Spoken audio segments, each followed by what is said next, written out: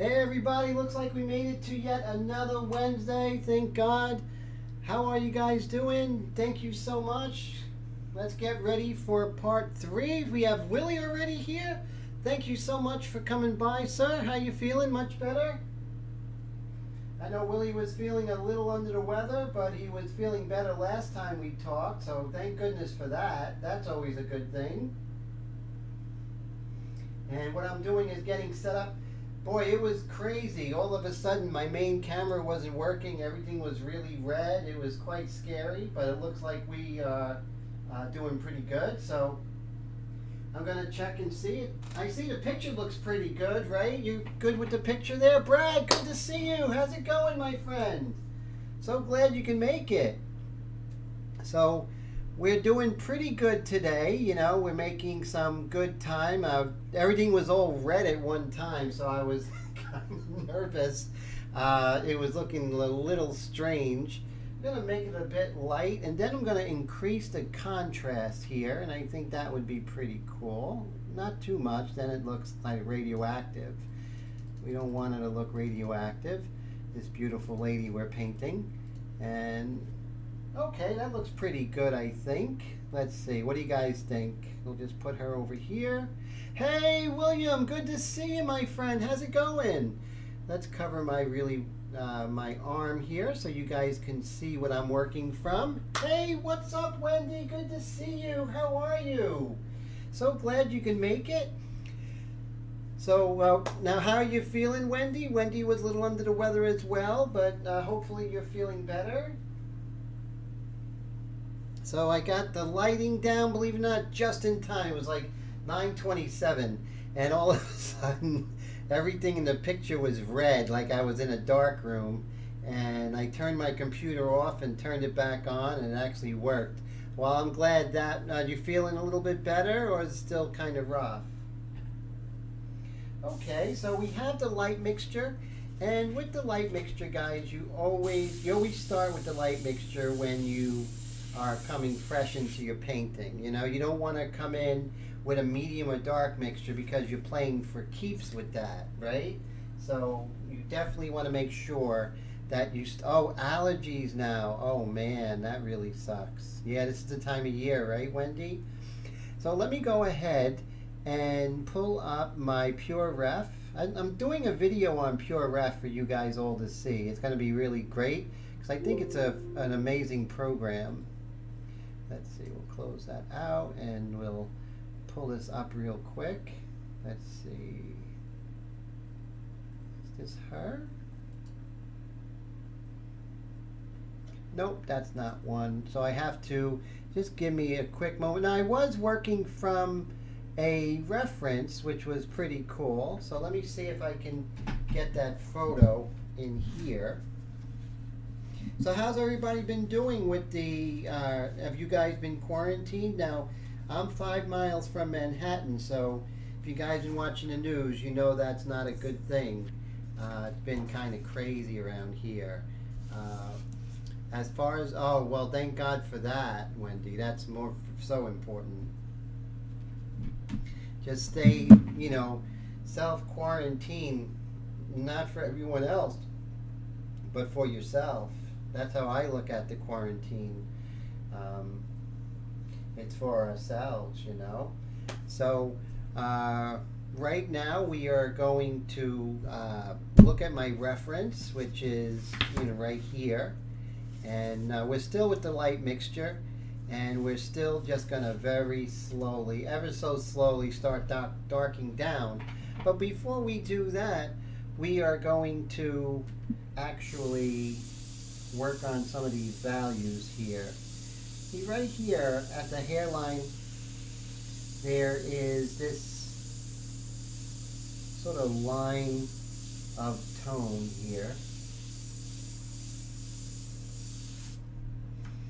And also, not only with that, you have this sort of, I'm pretty sure it's hair here, not sure, not 100% sure, but I'm gonna stay true to the photo, right? Sometimes you will go ahead and change things, but you can stay true to the photo.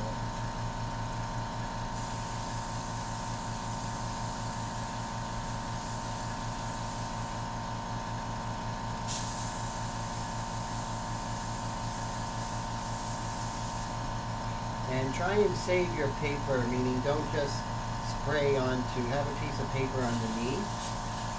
Because, you want your workspace to be as neat as possible.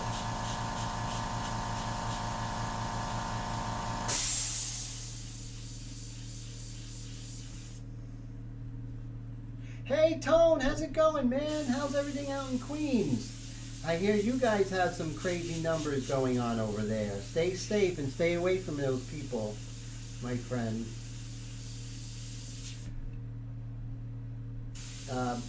Tone lives in my area.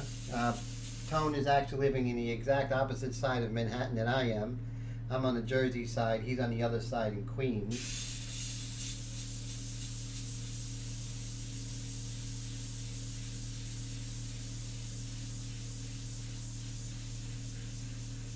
Now everything's going to look dark, but in reality it's not dark at all.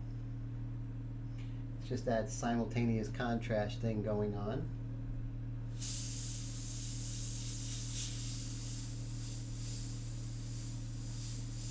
Now what's interesting here is at the wrist there, the hair goes up. I'm going to let it dry because there is a light coming in right here, sort of like a little crescent shape. But before I do that, let's go ahead and work on the anatomy of her wrist.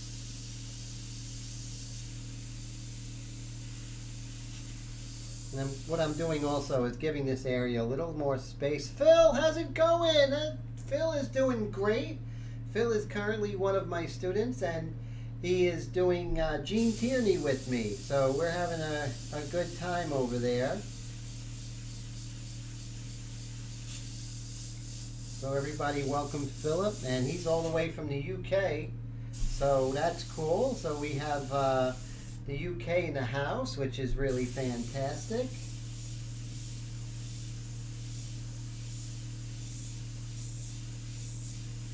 Oh, thanks, Phil. I appreciate that. Hey, Todd, how's it going? Good to see you, my friend. So I actually went over, so I have to wait for that to dry a little longer because I went over it. We don't want to ever erase with, we don't ever want to erase with a wet surface because that will kill our surface. And once that happens, then we just have a whole new set of issues we're dealing with. And that just gets in the way the whole flow of the work, which is, really kind of rough. So what you can do also, make sure that your airbrush isn't spraying ink by just pressing down. That's usually an indication that the needle's not all the way forward or there's something in the nozzle. So nothing like that is happening. So I can go ahead and just spray over the area and speed up the drying process. And remember, we always want to try the least aggressive eraser first, and I'm going to try this one because it's very exact, and the space that we're erasing is very, very small. So right here, we're going to see if this works, and it does. So we don't have to go very aggressive. So you always want to make sure you're not going more aggressive than you have to. So you see that little crescent I wanted to. Hey, so Willie says, how are art sales in times like this? Well, not too bad, thank God. It's a little rough as far as ink sales have gone down a lot. And I mean, literally, my ink sales have gone down a lot. So I'm not sure what the correlation is or causation, it's interesting. But thank God I always have new students, and that's always great and fun to work with. Wendy's still learning from me, and so yeah, that's a good question. As far as like art sales, it's been pretty much the same, not too bad. Just the ink sales for some reason has gone down, which is interesting. I haven't been doing too much advertising though.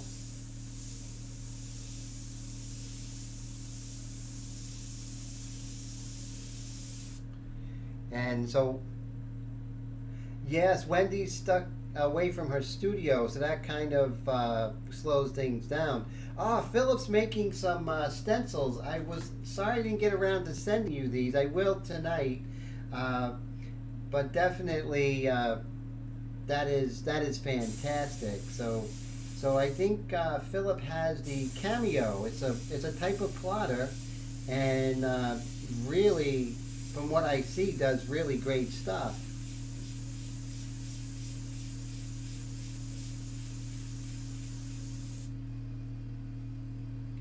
Hey, what's up? Kent Lind is in the house. How you doing? Good to see you. So everyone, if you haven't heard of Kent Lind, which I think is surprising, he is one of the great airbrush artists out there. And what an honor it is to have Kent Lind here. I mean, this gentleman did this portrait of on Airbrush Action Magazine back when I was just thinking about becoming, acquainted with the airbrush, and I seen this like portrait on the cover of Pink.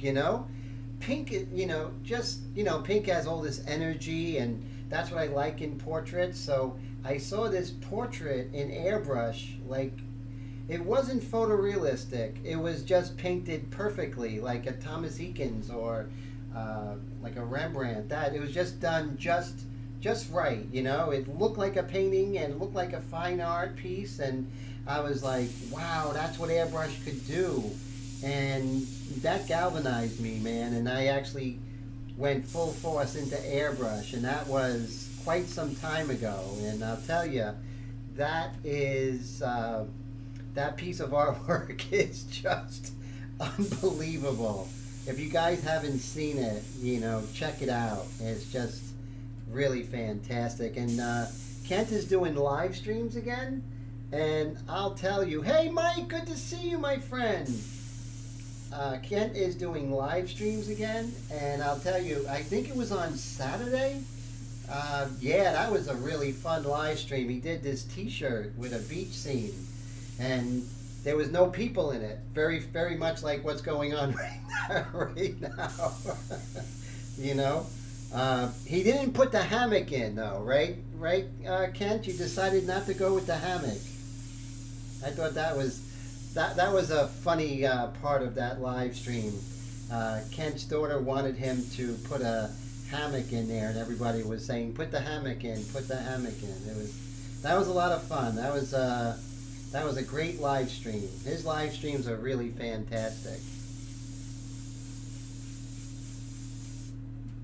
So what we're going to do now is we're just going to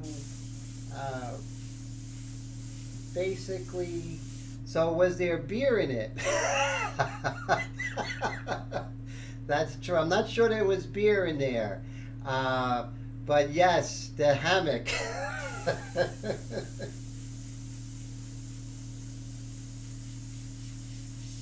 And so what we're doing is we're just going to continue with the light mixture, because the light mixture is basically well reduced ink, but we're not going too dark. So when we do spray, if we need to erase, it's just no problem.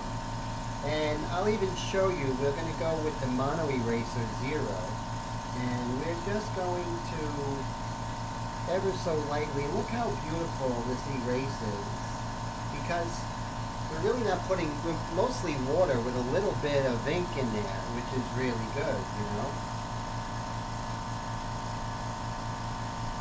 So it erases very much like Drew Blair's illustration paint. And that's why I use his illustration white in the beginning stage when I'm doing the lightest lights. Not the highlights, but the lightest lights. That would be a good t-shirt. Phil says he has to make a t-shirt surviving COVID-19. That would actually sell once people are allowed out of their houses, right?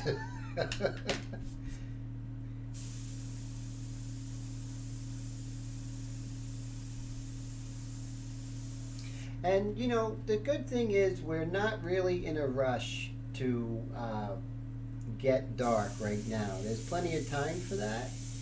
And there's, uh, when doing portraits, fine art portraits, you always have time to, uh, you know, get in there and get more permanent. Oh, thank you, Ken. Ken says that he loves my work. I really appreciate that. Means a great deal to me, Ken. You're one of my airbrush heroes. And I think I mentioned it earlier. You're like the torchbearer, during those years when not many people were doing it, and you kept it going for people like me to catch up, which is really great. Yes, I survived isolation. It's pretty funny. My life hasn't really changed all that much because, I do work from home. The one big thing for me is the gym. That really was a kick in the pants because that has been my my social life, my exercise, something to look forward to every day that didn't have to do with art, which I love art, but it was nice having something outside of it to look forward to. So it's always great to see you, Mike. I'm so glad you're back. And so what I like to do is I like to move around a lot. And that's, just from my education at the National Academy School of Fine Arts in New York with Harvey Dinnerstein, Ron Scher, those guys. And they always said you want to move around the painting. And one of the philosophies of moving around a painting as you do is that you keep yourself from getting too detailed in one area and not detailed, and you have to catch up. So if you work on it as a whole, you pretty much are seeing the whole chessboard, so to speak. And by seeing the whole chessboard, you're able to attack it in a much more cohesive way with, like painting the forest and not getting involved in a group of trees, and then the rest of the trees are, not paid attention. They don't see how they relate, and that's the thing. Now, so Phil gave up gym for Lent. That's pretty cool. And Ken says, which of the colors are you using now? Oh, great question. So, of course, I have my ink mixtures, right? My airbrush ink mixtures. And so this is my light mixture. And this is what we do for the bulk of the painting is the light mixture. And that's a very diluted India ink. And it's made with Speedball Super Black India ink. And then with the light mixture, we're just sort of mapping things out and getting value relationships, not necessarily hitting as dark it will go, but basically the value relationships that are very important. And then as we get to the point where everything's mapped out, like we have a complete coverage, that's when we come in with the medium mixture. And that's pretty much going to fill in some of the midtones. And then at the very end, we'll come in with the dark mixture to hit the darkest darks, the dark accents. And then at the very end, we come in with the white pastel, which really just makes everything pop. So it's a pretty much, it's having to do with my India inks, but it's also a very set technique. And I think it really does work, especially for people who are having trouble with dilutions, having trouble with reducing their paint and everything like that. And it's a way, which I like, Kent, to bring people back to the airbrush who are ready to give up. And there's so many different things you can do with this. You can use this as a finished painting, as I do. You can also use this as an underpainting to go over it with Createx paints or golden paints or something like that. So it could be a painting in itself or grisaille or underpainting for a color painting you put over it. Thanks, Kent. I appreciate that. I really appreciate that. Thank you, sir. And so it's really something that came out of a need, It wasn't something that I thought of inventing. This is something I've been doing years for my pastel paintings.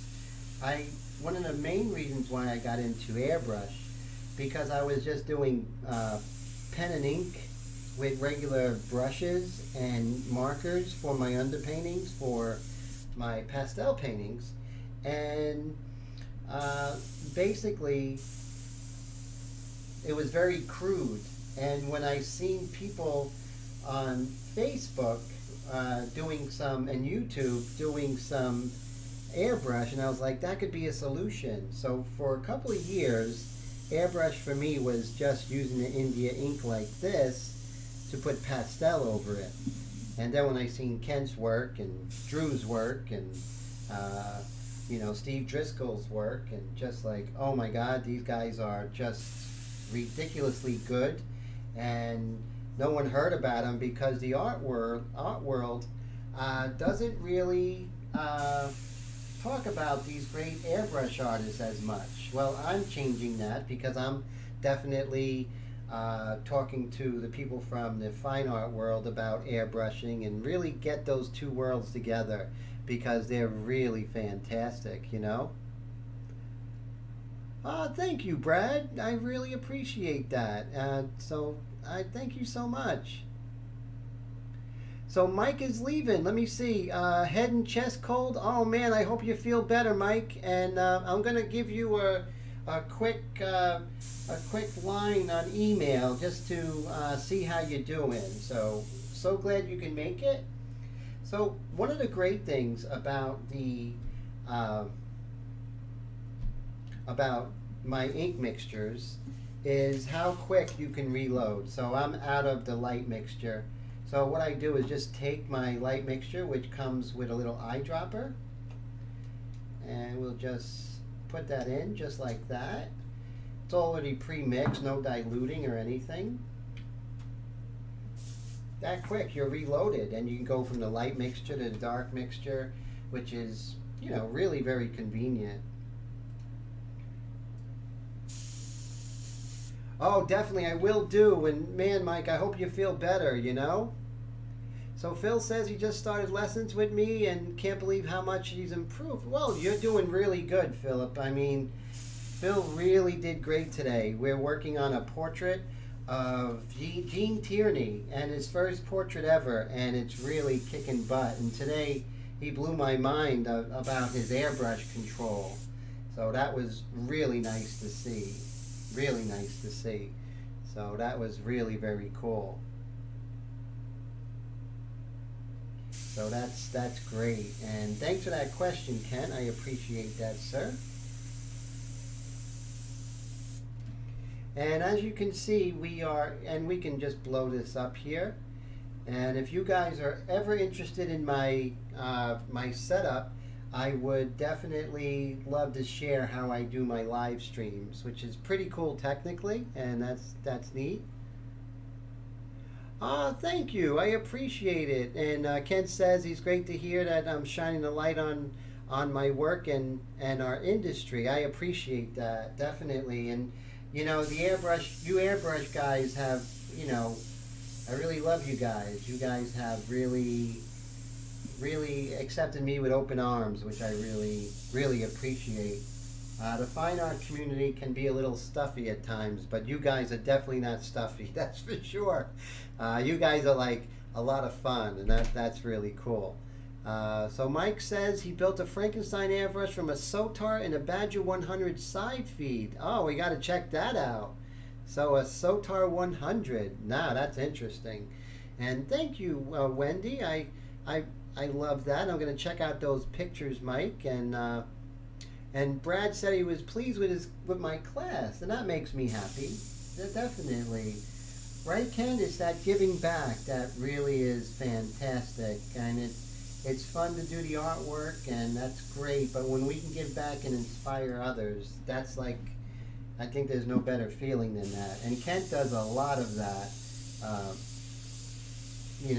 Ken has these videos out, which are really great, and I think anyone who has taken airbrush seriously pretty much has a copy of Kent's video there, which is just out of this world.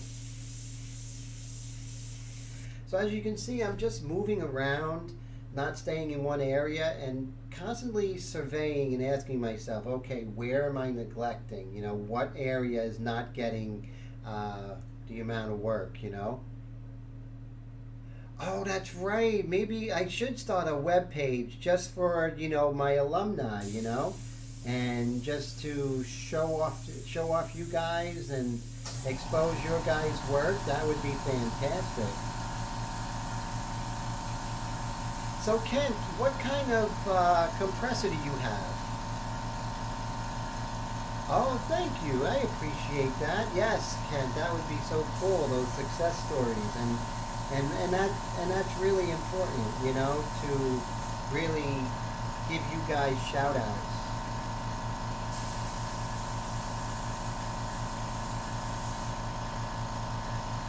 So if you guys have like any questions, I think that you might have for Kent, that's totally welcome. Uh, now, the one question I have for Kent is, what type of compressor do you prefer, and basically, and why, or is it not as important as it might be? What others might think. So Ken says he has an industrial one in his garage with a line leading to my studio. Now, how long is that line?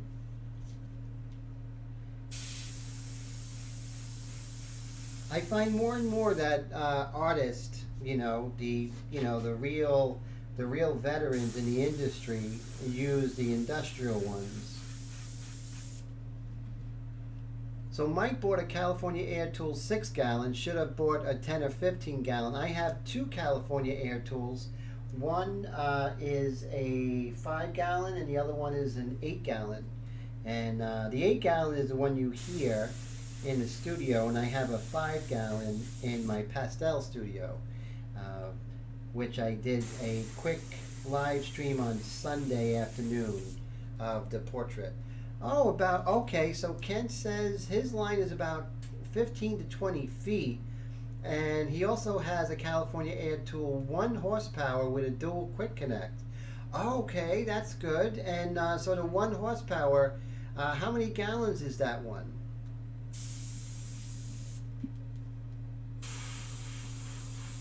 So that's golden information, from Kent, definitely, on how he uses it. Which is so cool.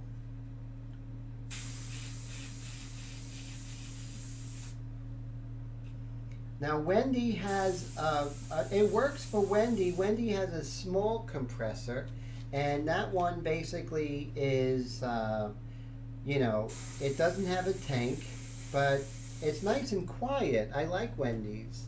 So Todd says, if I had a good setup and a good place to airbrush, Todd says, one life would do it, but since I'm out in the garage, it's kind of hard, and Wi-Fi is kind of rough out there. Okay, a 4.6 gallon with Kent, so that's a good size, 4.6. Oh, so Wendy's Wendy's was for cakes and makeup, but she converted it to working with airbrush. Hey, that's cool, right? It's, you use what you have until you have something better. That's how I feel.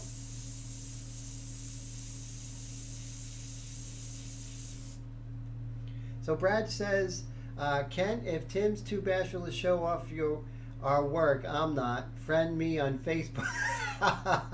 Yeah, Kent did a great work. He does some incredible woodcuts, just amazing, Todd. Brad, Kent. He's fantastic. Brad's fantastic. And so Todd said he was rewriting what he just said. Philip said, let me see what Philip said. Philip said that all he can say is that he's never shown anything I have done before, but how his lessons are going. I'm very proud of what he's producing. So Philip is getting very happy with what he's producing, and that's what I want you guys to just shine your light and just really get your stuff out there. So so since Wendy has the airbrush compressor for cake, and the question is, where's the cake, Wendy, if you have this cake airbrush, right? That's what till it breaks, I see, yes. And let's see what we have here. And so Todd says, but get the idea of what he said. If he had a good place to airbrush, then he would take a class. Oh, okay, no problem.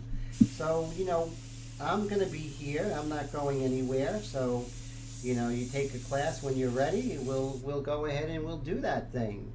And so she ate it, quarantine food. Wow, rum and cake. That's interesting. That would be pretty good. We have a high Latin population here, and rum is very, very popular here, especially during the holidays. Now, Kent's was listening really cool. He was listening to Cuban music, Cuban radio, and that was pretty fun. So I really enjoyed that. So that was pretty cool. Kent has a real festive kind of beach-like atmosphere in his live streams. So if you guys get a chance, definitely check out his live streams. Now, Kent, will your next live stream be on? Your next live stream will be on Air to Be Different, or would it be on Kent Lynn's Facebook? Now, Kent also has a YouTube channel, and oh yeah, Cuban music really gets you in that mood, right, Kent? That's fantastic. But when those Latinas start dancing, I stop thinking about airbrushing. But that's a whole different live stream, okay? So Mike says, hey Wendy, last week you were saying you can't get sleep, but you were using Procreate. Oh, that's cool. Okay, cool. So it will be on Kent's business page, which is Air to Be Different on Facebook. So and any plans for a new live stream, Kent? Because I am definitely going to be there. I like going to yours, and Gerald Mendez has a really great live stream. So that's really fantastic. So Wendy is sleeping now, and that's really good. Oh, Procreate, which is that program for now Procreate is that digital art program which is for the iPad Pro, the iPad 6. And hey Rick, good to see you. How are you, my friend? So glad you can make it. Now, we were talking today with Philip, and Philip, we were working on edges and when to work with these freehand shield and knot. And that's something, so about a week or so, that's going to be fantastic. I'm looking forward to that very much. So if you look at this edge here, and I'm going to make it big for you guys. So you have a real nice hard edge right here, and then this is a hard edge, but not as hard, right? So with that being said, we're going to try and get that edge, but we're not going to use the freehand shield. So we're just going to decrease our distance, and as we decrease our distance, we get more control. You get less gradation, but you get more control. So that's what we're going to do, and we're just going to, and then as we want to fade out, what's going to happen, as you see when I go to this other, so if I want to fade out and get more of a gradation, I'm going to just increase my distance, and I can increase my distance slowly, and then before you know it, I'm getting these really nice smooth gradations because of the distance I am away. So a lot of the work with airbrush is really controlling distance. Distance will really dictate how sharp, how fuzzy, how detailed. So all those different things, how hard, how soft your edges are. So all those different things are going to contribute. So that's why I always say, make sure you paint in 3 dimensions. It's really going to help out. Just always remember, paint in 3 dimensions and use the 1 second rule, which is if you're going to paint for 1 second, you're going to look for 1 second. And, it doesn't have to be that exact ratio. You can look for 2 seconds and paint for 2 seconds. But if you continue doing that, then you're really paying attention and your mind is always in the game. So you want to keep your mind in the game, especially when you're doing something as intricate as this lovely lady here. So, and, you know, we can definitely go on autopilot sometimes. I can if I'm not too careful. One of the things I was thinking about, and I spoke to Phil about that today in class, is that you have an inkjet printer. And it could be a $60 inkjet printer, and you press print, and that thing with its little tiny brain is going to create beautiful, beautiful, intricate detail and get it right on the money. Yet our huge brain doesn't get it, and that's what's really, really puzzling. Now, Kent says, Tim, do you say you're using the Blair synthetic paper? Great question. The paper I do use is the color line paper, which is the pebble gray color line paper, 184 pound by Canson. Now it's not the Canson for pastel, it's more like a cardstock, and it really is very thick, so I can do several cuttings with the Frisket, and it's really fantastic, Ken. I really love it. But one of the things, I love the way that it takes the ink and just absorbs it. And also, case in point, like let's say if we're going to go into, I'm just going to zoom in and show you how easy it is to erase. Now if we were using Createx Black or, you know, Wicked, we would definitely not be able to do this. Let me just lighten this up a little bit. So see, we have ink right over it, and then we can just erase it absolutely perfectly. So the ink, the way the India ink works is that it sort of lets the graphite sit right on top of it, and then you can just erase it so perfectly. Now I'm not saying that, you know, Createx isn't great paint. No, it's for what it does, and you just have to be a little more careful, as with pencil lines. But this is sort of what I used to do my whole life, just working with graphite and white pastel. And then one day I was like, well, let me just try it with India ink and see what happens. And so that's one of the advantages of this paper with the India ink, is that ability to erase that pencil.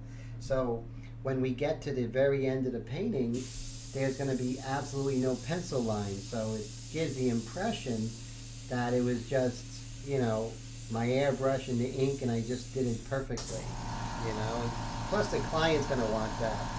Now Brad, yes, Brad says the 184 pound pebble gray by Canson.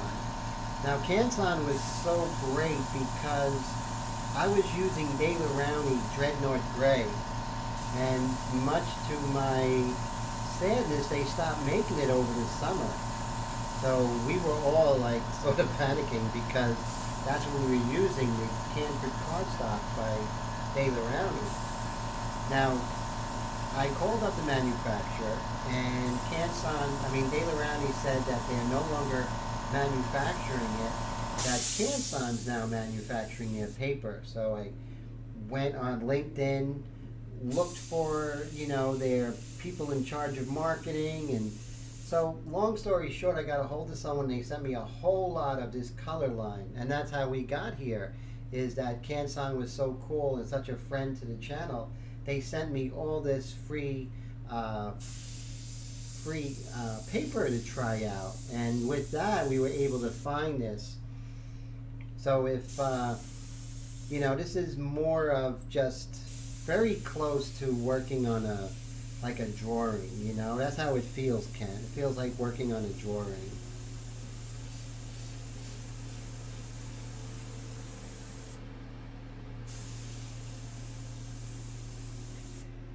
Oh, thanks, Ken. I appreciate that. Thanks, Kent. And Mike says graphite is a lube. Graphite is a lube. Ink and other light things will not stick to it. That's interesting.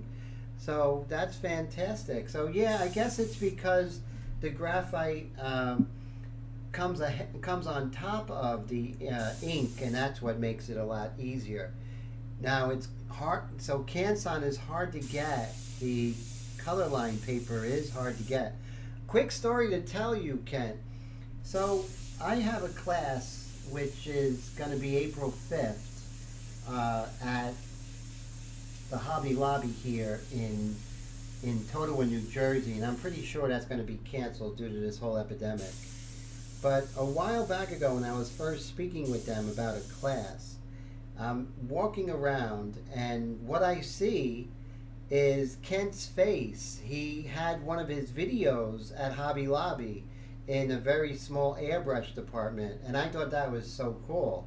So Kent, you're everywhere. You didn't even know that you were in Totowa, New Jersey, and that's really cool. So Kent, with the exposure from those videos and just doing some incredible work for many years, you must have some incredible stories to tell about some people like who recognized you just walking in the streets. Has that happened?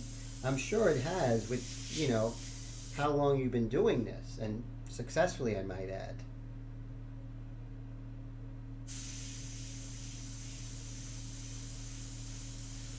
And like I said here, this is soft edged, so we're not going to use the freehand shield here. We're just going to, now when I want to go close to that edge and I want to really get definition, then I'm going to decrease the distance of my airbrush to the surface. And then when I want things more blended out, I'm going to increase. And that comes with time, the ability to get that real smooth gradations. Oh, okay, so Mike says that he should have said graphite acts like a lube. It is used in grease to increase the pressure load and works as a dry lube on its own. Very interesting.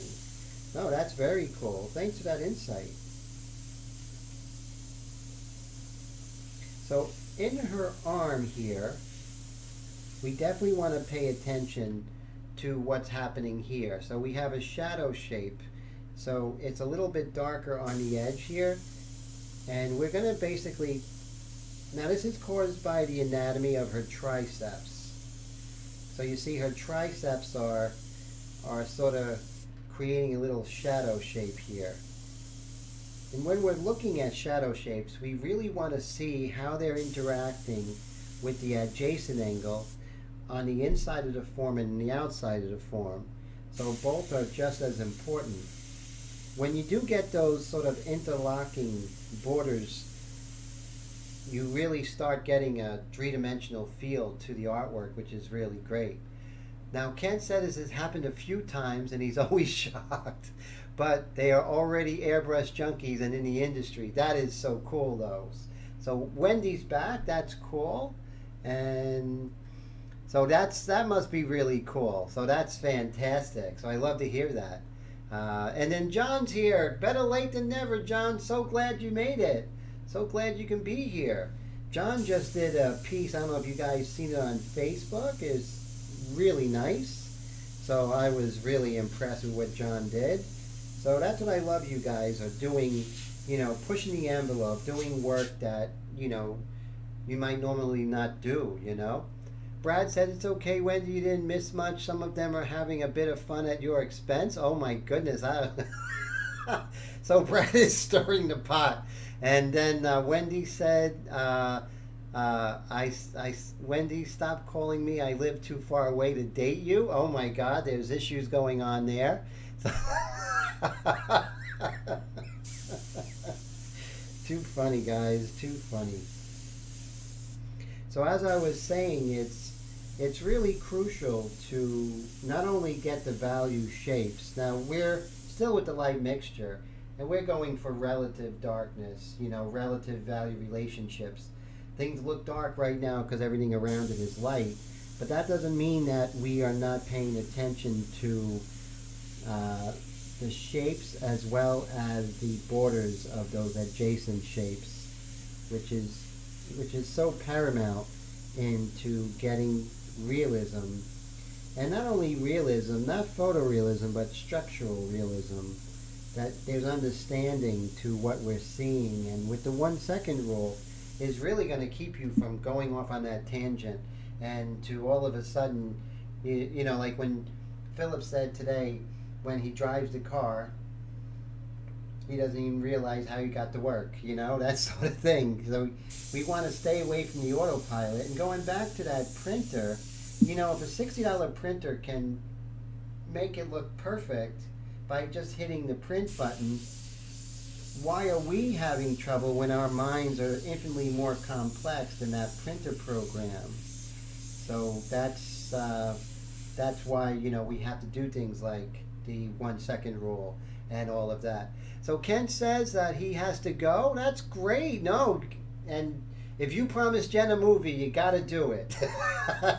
That's great. Jen and Kent are just a great couple. They're just wonderful to see.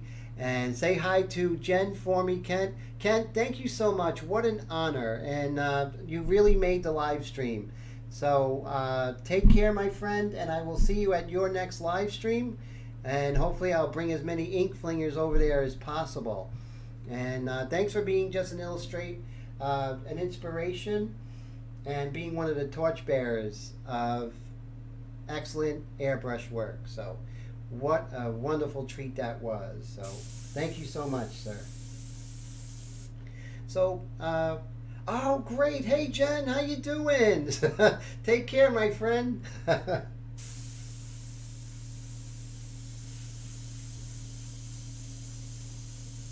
And so we're going to go back to basically working on not only these little value shapes. Raul, how's it going? Good to see you.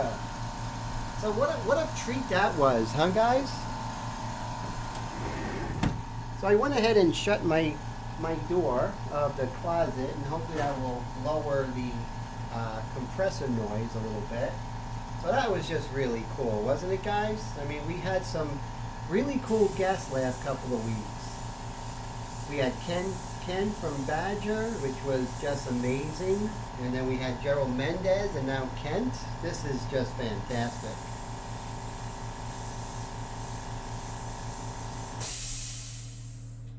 But wait until we get into that,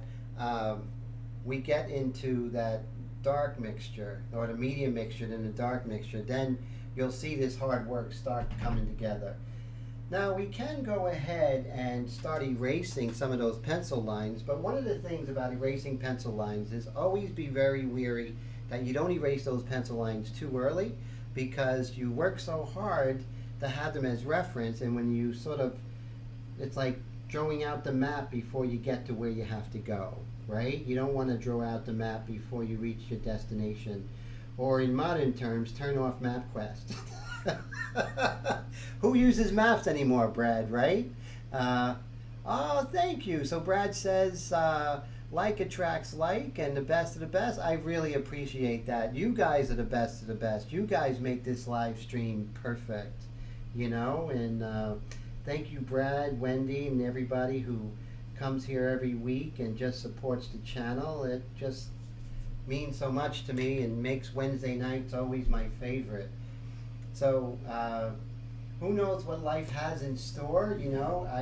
I have my live stream my live stream program on a laptop, so if I ever had to be in another location, I can keep the live streams going. So always have a contingency plan for what life might bring us.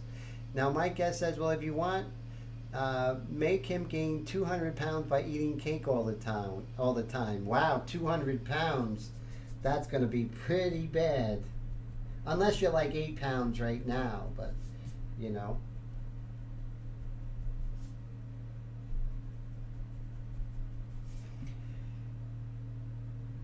And let's see here. So Mike says, Wendy, by the way, your avatar image looks good. You look nice. That's nice to hear. You see that, Wendy?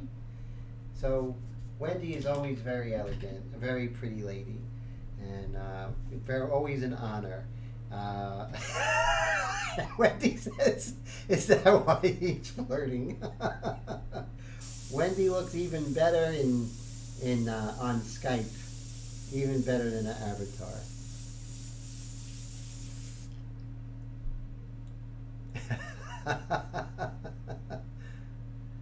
Phil says, well, it's dentist time. Oh, wow. I'm so sorry that your tooth's hurting. Oh, man. So I hope you get that taken care of, my friend. And so, Phil, thank you so much for staying up late and joining us at the live stream. Very exciting. And I will see you Saturday for your next class, which I'm looking forward to. So thank you so much for coming by. So that's 2:30. That's right. So 2:30. Let me see. Oh. Oh no. Okay. Okay, great. No teeth pain. That's good. So it was a play on words. Okay, that's much better to hear. So I like to hear that. Pain is no good.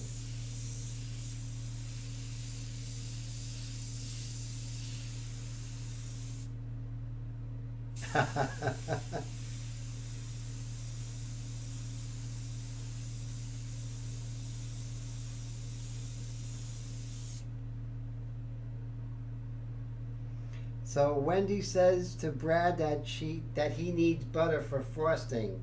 Now, if I'm not mistaken, I don't think Brad is the only distributor of butter on the on North America.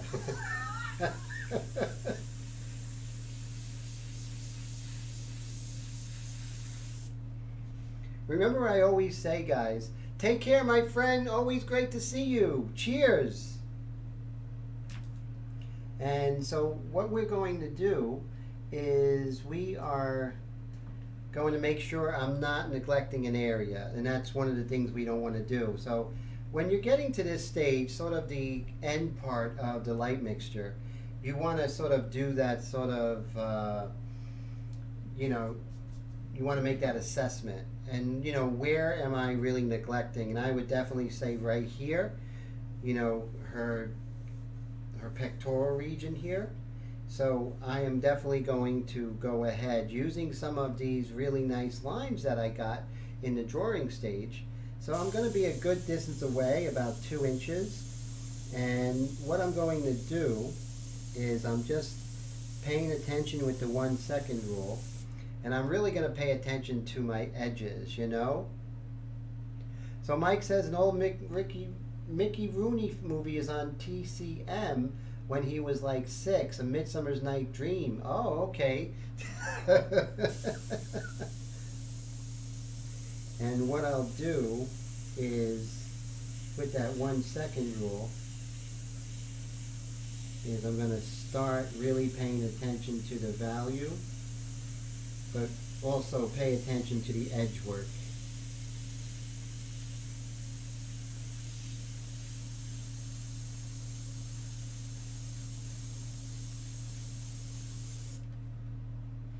And that's something we want to do. Pay attention to that. So right here, there's a shape. And not only do we want to look for that shape, guys, we want to look for that shape as well as how it borders with the adjacent shape. And you'd only do that really by doing the 1 second rule.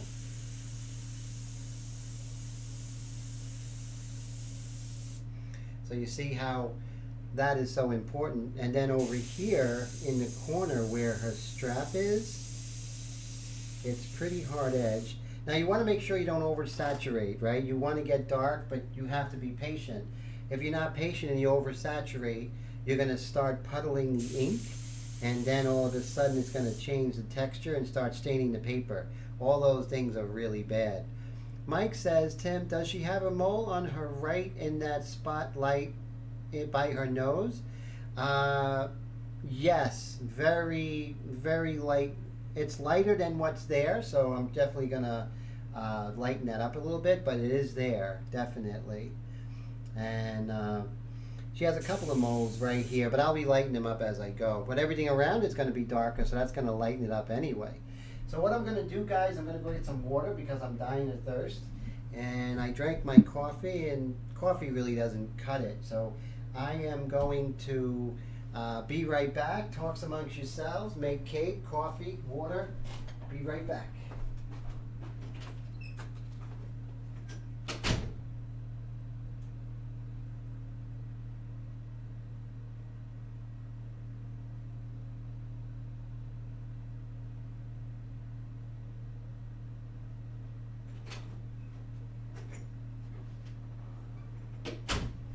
Back in those old war movies, they would say, "Smoke 'em if you got 'em," or something like that. I don't think many people smoke anymore. That's a good thing, especially with this Corona thing happening, right?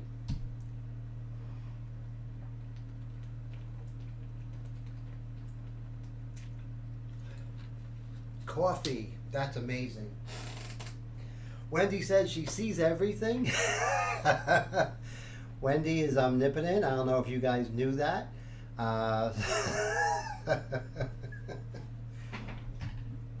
But that's really cool. So in the corner, it's a little bit darker.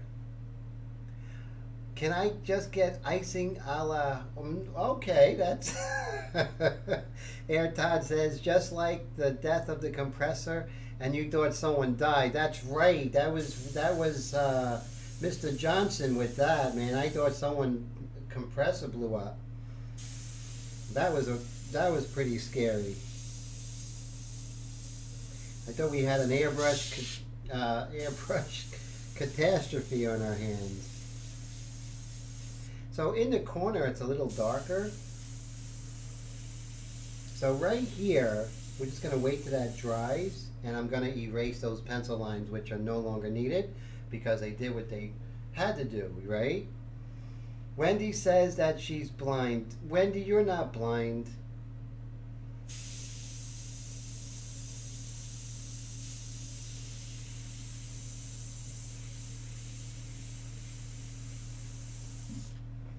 And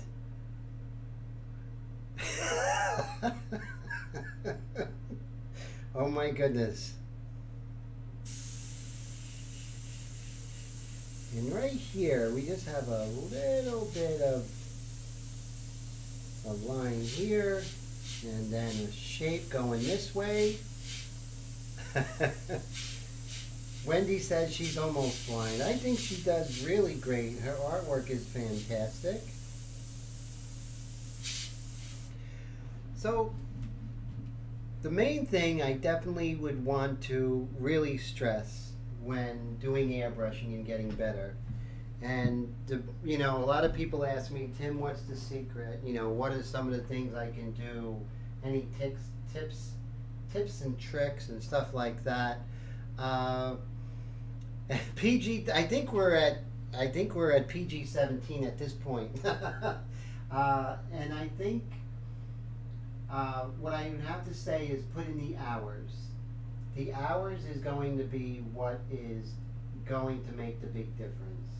Honestly, I think that is probably the most important thing that one can do, is just to have that air time of just playing with the airbrush, going at different angles, and nothing could really replace that.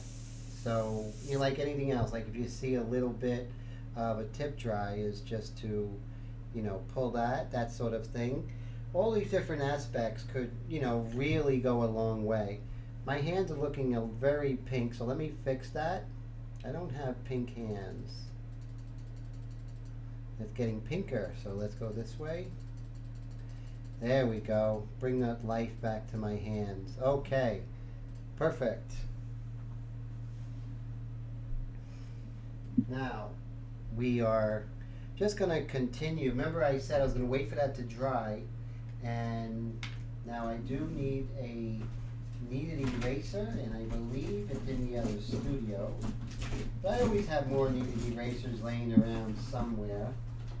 I mean, all the years of all the kneaded erasers I had, my God, they're everywhere. Let's see. Okay, so rather than go into the other studio, I'm just going to erase with this knock 3.8, I believe. Just love this eraser. It's nice and soft. It's not aggressive, so it doesn't tear into the paper. And oh, you took my kneaded erasers. I thought that was one, especially the kneaded one. Exactly. That's so true. I just need the one I needed.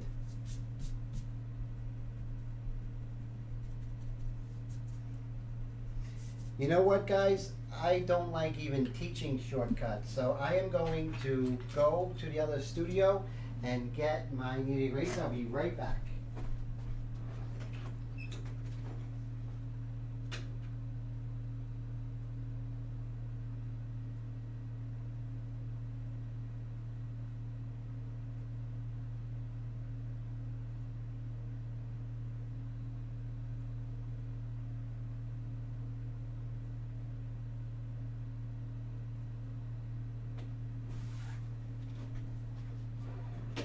Okay, so I am back, and there's my trusted kneaded eraser, and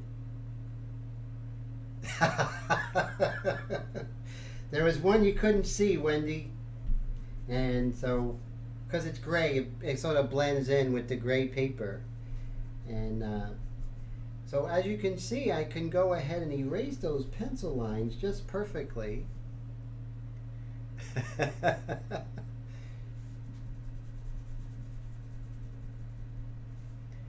And now, while it's still fresh in my mind, right, I'm not going to erase those pencil lines and then go about my business, because it did get rid of some detail. So once I erase that pencil line, I'm going to definitely go in fresh and get those value shapes. Like I said, everything looks very light right now, but it really isn't.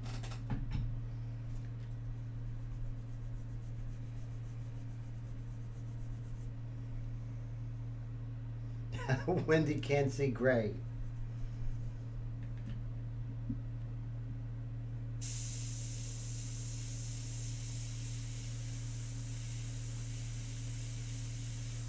Gray is actually one of my favorite colors, which a lot of people would say, a lot of people will say that gray is not a color, but gray definitely is a color.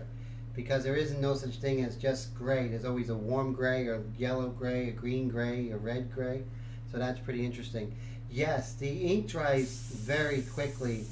Now, depends, if you put a puddle there, it'll dry, it'll dry a lot slower, but a light coat, it'll dry probably within, I would say by 10 seconds it's nice and dry. By 20 seconds, you can definitely go in there.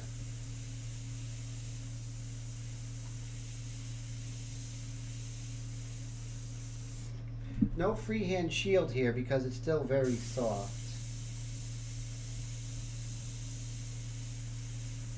And I just want to make sure that I stress that we don't get too saturated. I'm going to change my distance to around 4 inches, and I'm just going to calm that down. 50 Shades of Gray, that's a whole different topic. And Mike says, Tim, I added 2 or 3 drops of pure glycerin to my ink bottles. I'll let you know how it improves flow. It definitely should. So I think that's a good thing. I actually have glycerin in my inks, in my ink mixture. So I definitely put glycerin in there. So that's very good instincts that you have. Glycerin with just a little bit is going to act like oxgall in watercolor. And it's going to improve flow and also decrease the amount of tip dry. So those 2 aspects are really advantageous.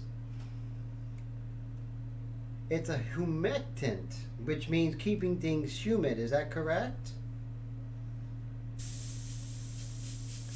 And I did get some pure glycerin from CVS, which they sold it for only like $5. That was really a great find.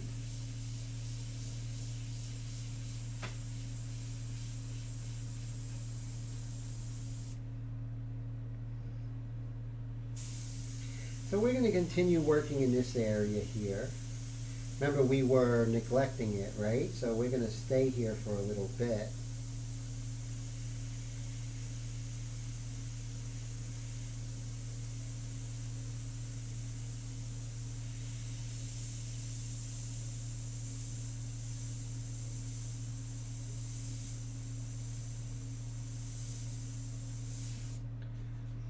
Now it's a little bit darker on that edge there. Oh, so it holds the water. Very interesting.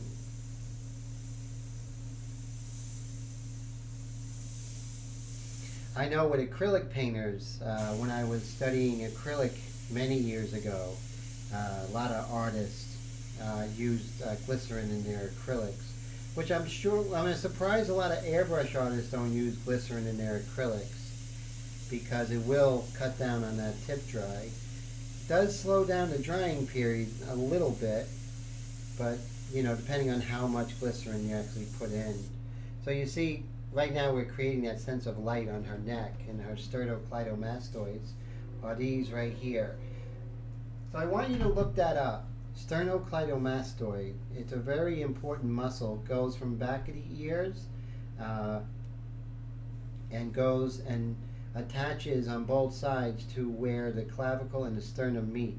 So that's really cool. The two clavicles and the sternum where they meet. So that's very important. So definitely look into that, because if you get this muscle right, everything is going to look perfect. She's going to look great. I know I said that last week, but it's something I need to stress a lot. They put in their homemade reducer. Wow, that's pretty cool. Now Wendy says triangles. Yes, exactly, the triangles. Perfect. That's definitely it.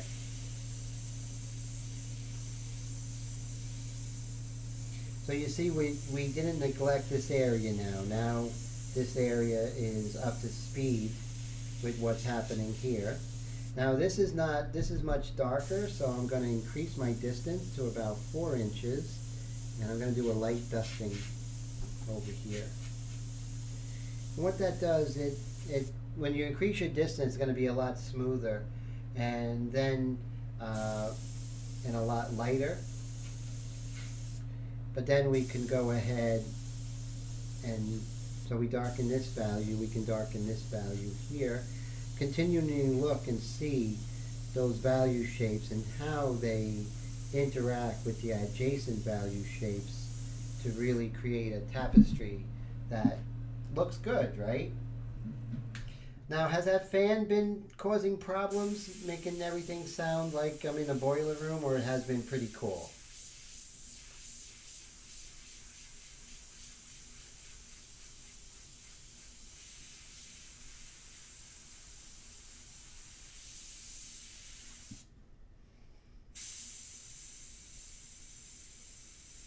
See, if I want to go darker and I want to be, sort of draw with the airbrush, I'm going to go very close to the surface.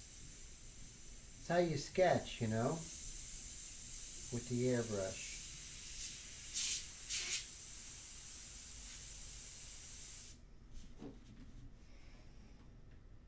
Oh, great. So today it wasn't too bad. I remember a couple of weeks ago it just sounded like,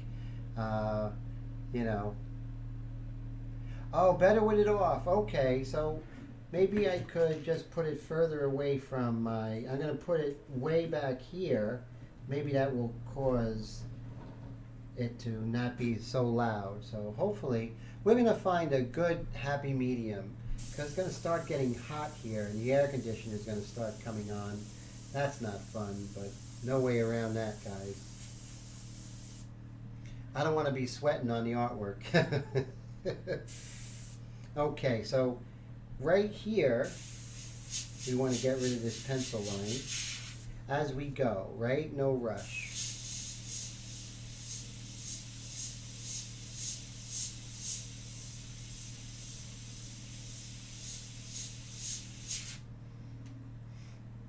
Hey, Lorraine, how you doing? Bonjour, all the way from France. Vive la France. How great is that?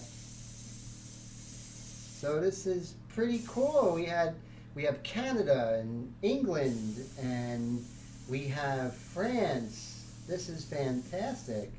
All the different countries. That's really great. An international forum. That's what I like to hear.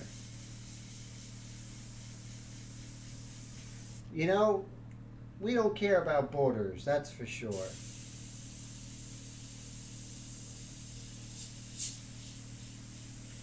Now it's darker over here. We're going to get rid of that, those pencil lines, which are our guides right now. And it's lighter over here, so I'm going with the 1 second rule. Just realized that I have to increase my distance. Artists without borders, like doctors without borders, right?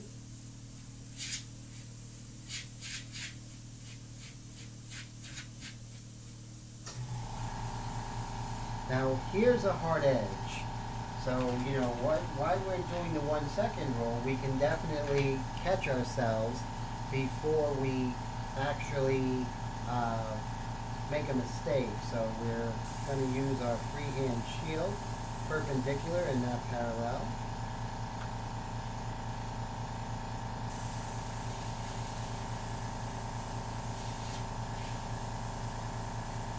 We have this beautiful hard edge here, so we're going to definitely reinforce that with our freehand shield. The only border that Brad is concerned with is the one I'm going to put around the finished work. That's right, your frame. Bradley does some incredible framing. I mean, he framed a painting that we did together just really exquisitely, so he knows what he's doing there. He's a master woodworker, and just, you know, elevates that medium to a whole new level.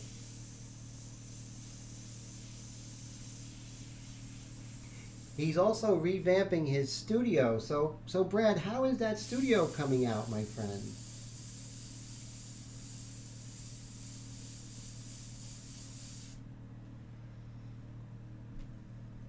Yes, send all your works to Brad and he'll frame them for you.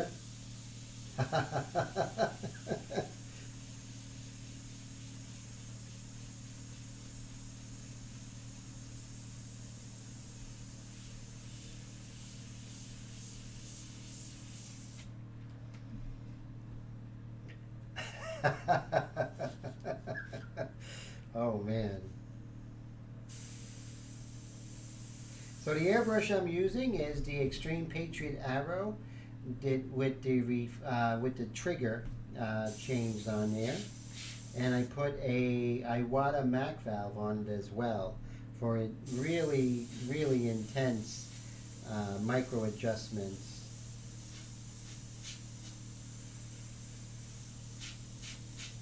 One second rule is really keeping me from going on autopilot.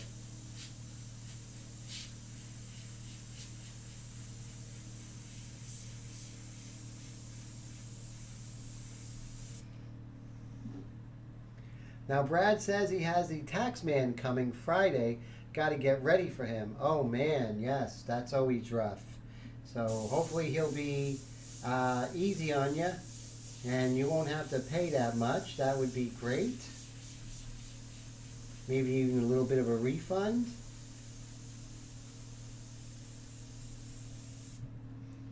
That would be fantastic.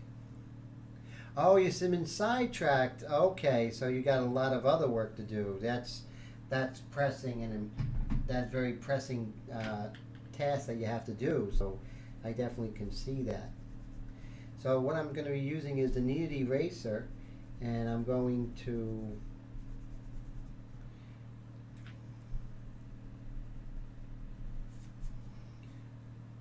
erase these shapes here, but I want to make sure I don't erase them before I don't need them anymore.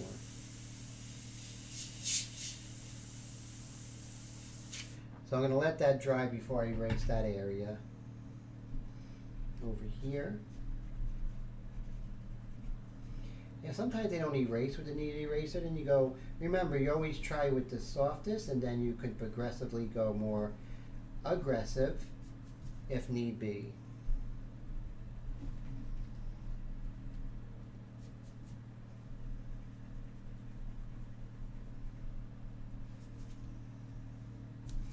So I think this should be dry, but you know what? Let's err on the side of caution.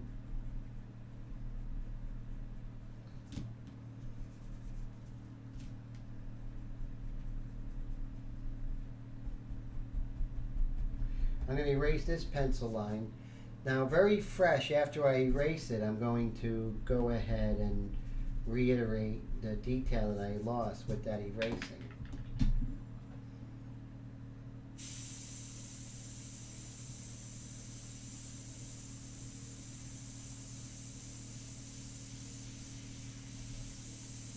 So, Tone, how you been out there in Queens, sir?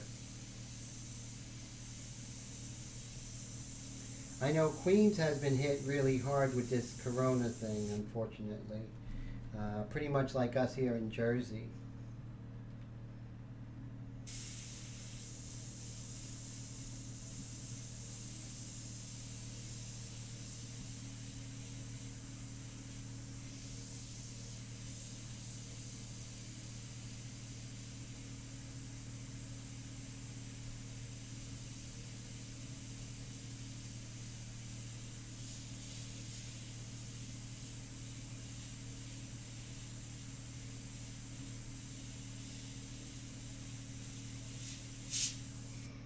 See, little by little, we're getting this very complex area of our sternum, the clavicles, the sternocleidomastoid, our pectoralis. All those different things are very important.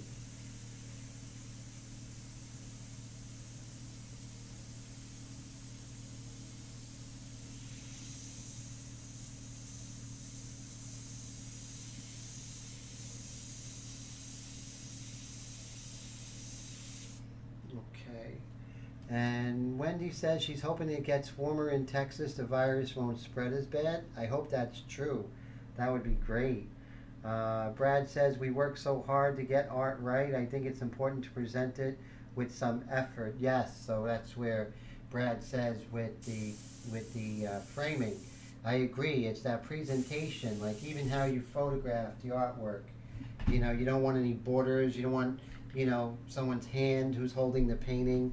All those things are really important because you work so hard to paint it, and you have to photograph it correctly, and then of course frame it, because that's how your client's going to see it, and they're going to be extra happy, and they're going to buy from you again. So really is important. I agree. That's for sure. Frame for cake. That's actually a very good deal. That would have to be some incredible cake there, Wendy. You would have to send them several cakes with some cake mix.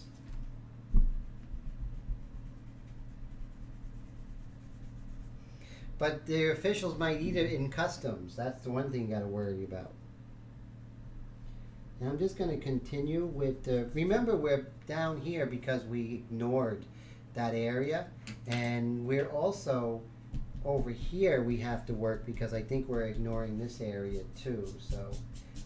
So basically we're getting close to the media mixture stage, but we definitely don't want to rush it, right? We want to take it easy and not get ahead of ourselves, even though we want to go in with gun blazing and start getting some really nice darks. We're definitely going to hold off, what is it?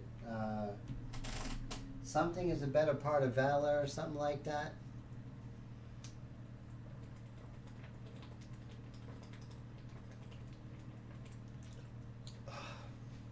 I needed that water.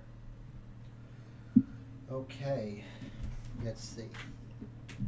I don't need my keyboard, so I'm going to put my keyboard aside. Watch, the second I move it aside, I'm going to need that keyboard. So, okay, so let's go ahead with our eraser, and let's start erasing some of this area here.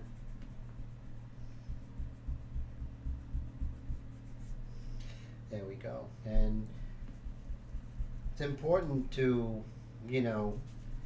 definitely remove the pencil lines when you can, only after you can. When we come much darker, these pencil lines are just going to melt away, which is really cool right here. Yes, you do make incredible cake. That's the word on the street, Wendy. So that's cool. Now, let's see here. Now, we did a lot of good work over here. Let's move on over to this part of her arm. Like over here, we definitely have been neglecting her arm. I'm just going to define the arm by working on the background adjacent to the arm, the outer edge, the contour.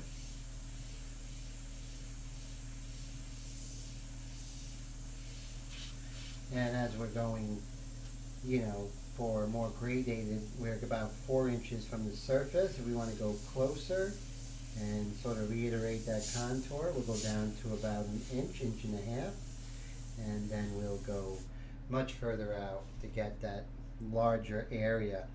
Now Brad says he got light gray mat for the next time for framing. That's fantastic. I use light gray too on my most recent commissions. My one commission, one purchase. I had the light gray as well, which really works fantastically with this technique.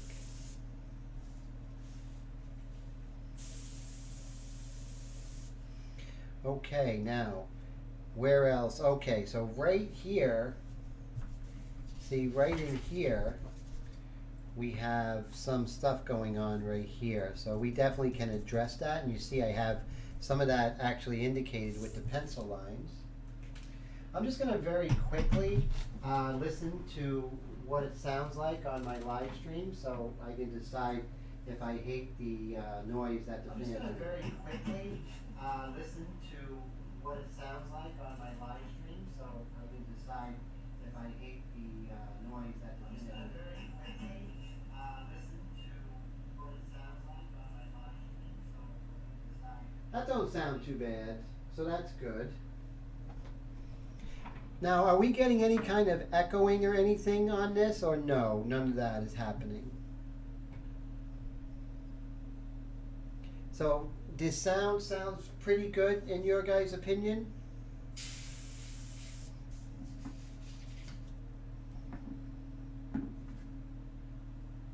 Oh, so you'll stain the outside wood dark. Yes, that would look nice. Like a very, very dark works really well with that light gray.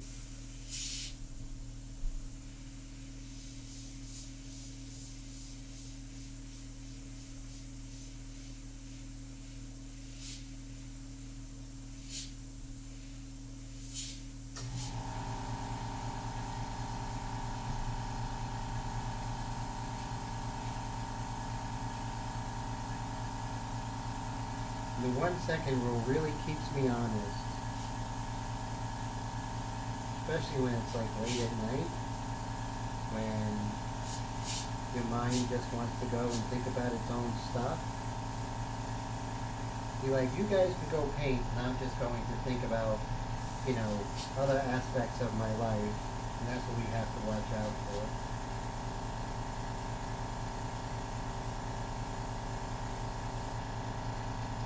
Sound is good. Thank you, Raul. I appreciate that, my friend.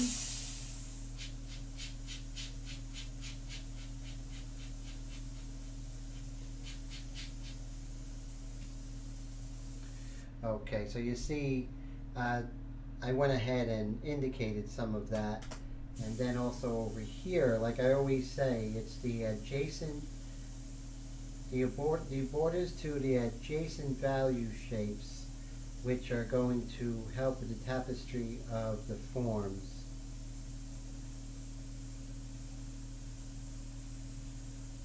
There we go. So Brad says, that's a good idea, Mike. Problem is, I've got the lift, the white oak that she's been trying to use up, and it's kind of dark to begin with, so I'll try on a scrap piece. Okay, great, great.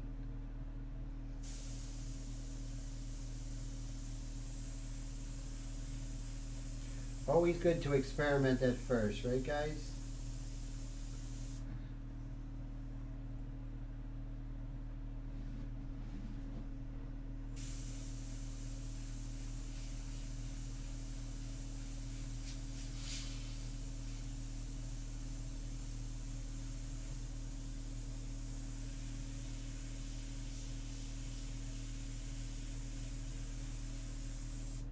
Now the light mixture does really good. So Mike says gotta cut out. His NyQuil is kicking in big, falling asleep. Well, Mike, thank you so much for stopping by, my friend, as always. I really hope and pray you feel better. And I will definitely drop you a line, my friend.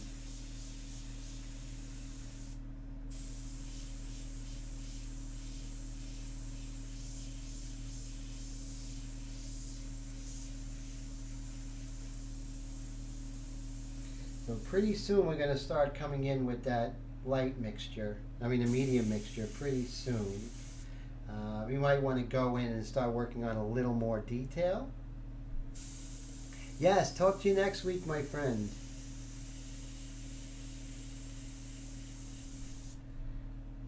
Now back to the erasing. Now this area is dry, so we can go ahead and erase without destroying the paper. So you see, we were neglecting some areas, and now we have really started to attack it. So we feel like one area is not further along than the other. Remember, the eyes and the face is always going to be a little bit further along than everything else, because that's the star of the show, you know?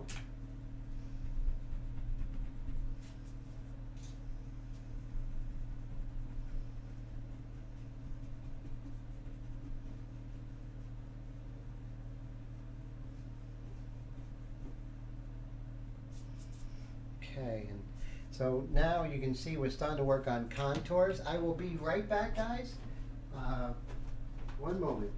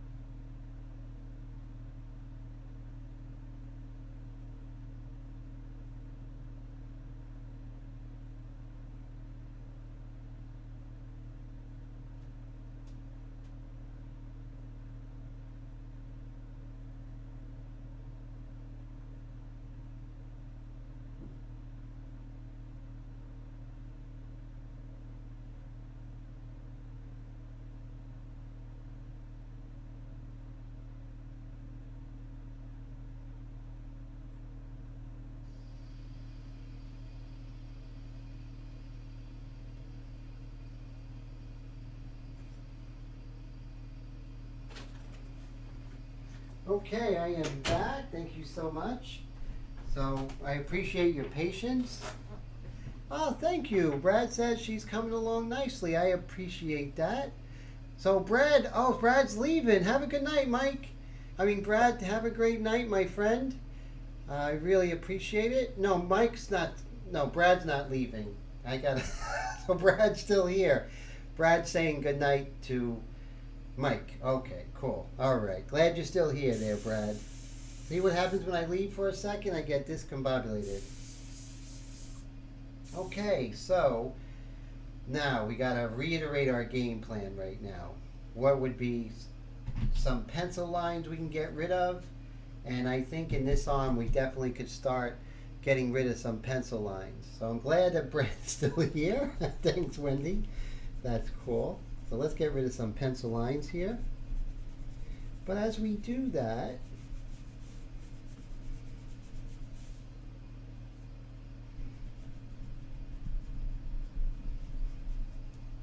so I have a question for you guys. What do you guys think of taking one of my paintings and using it as an underpainting and then showing you guys how to do pastel over an India ink painting? Would that be something that would you guys be interested in? Yes, I think I do need a stiff drink there, Brad. You know, I could definitely use something like a Guinness Stout or something like that. That would really hit the spot at this point, I'm telling you. all this craziness on the news, you know, we think it doesn't get to us, right? But you know, it's like over our heads.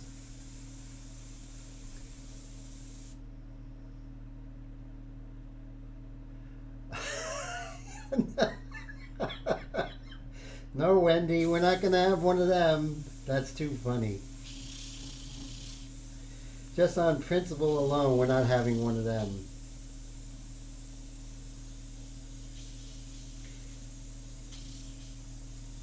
Too funny.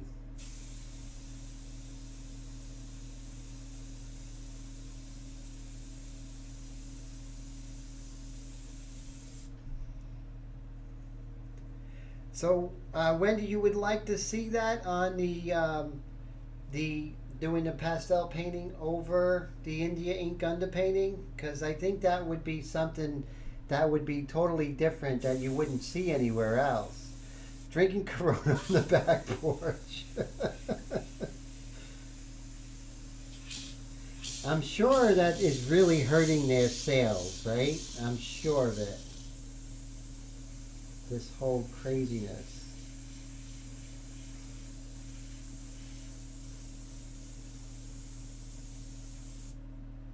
Okay, Brad would like to see it, so that's good. And Wendy would like to see it, so those are good things. So definitely.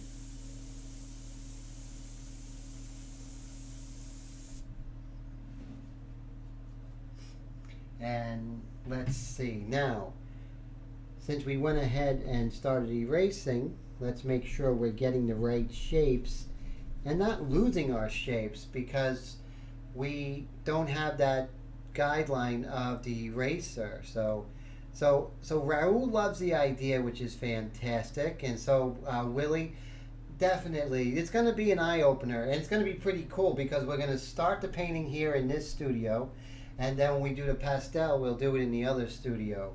So that would be pretty wild, and I really think it will open up a lot to you guys who've been following me, where you can do that next stage and go into a new medium of pastel, which would really, you would be surprised how easy it is. And you know, I have a specific technique with that, and I think I would love to show you guys and maybe open up a whole new medium to you. So that would be a lot of fun. And would love to see, you know, how you guys react to it. Again, you know, it's not just the value in getting the value next to one another, which is good, but getting those shapes, you know, what's happening with those borders.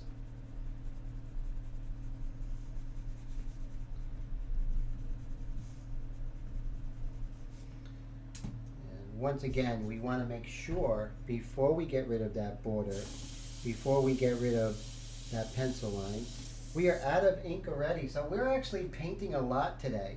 So that's good. Usually we don't go through three refills, so that's good. Can I do a pastel on this surface? I can. Would I? No, and I'll tell you why. I mean, I have over 25 years of experience with pastel, and with pastel you want to have the exact surface you want, and that's why I prepare mine with the marble dust and gesso mixture, so I get the exact surface I'm looking for. Plus, you know, getting that exact surface with the marble dust and gesso, it comes with a beautiful sort of like egg shell feel to it, and when you spray on it, it already looks like skin, you know. And so yes, we can, and we definitely wouldn't do it with a sandpaper or a regular board. We would prepare that board, which is masonite board or hardboard. And my mixture is a combination of gesso, water, and marble dust. And just, you know, over the years I perfected this technique and applying it, and that's one of the things we're going to do. We'll do this from the very beginning. We'll start, maybe we'll do that with the next live streams after this project's over. We will go ahead and start an airbrush India ink underpainting to the to the pastel, but even before that, we'll work on preparing the board together. So that'll be a very interesting series. And it's something you guys wouldn't get anywhere else. So you have the board in the garage, which is fantastic. What size is that board, Wendy?